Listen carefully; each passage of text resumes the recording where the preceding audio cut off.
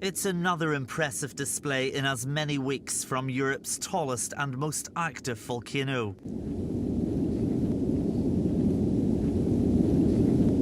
This latest eruption from Mount Etna on the Italian island of Sicily sent a huge plume of smoke and dust into the sky as lava bubbled and spewed from the open gash.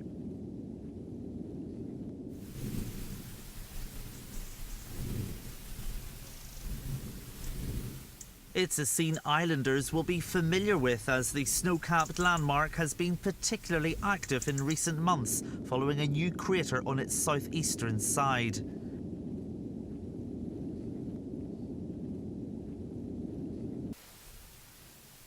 And like many times before, the colourful performance may look intimidating and violent, but it posed no danger to nearby residents.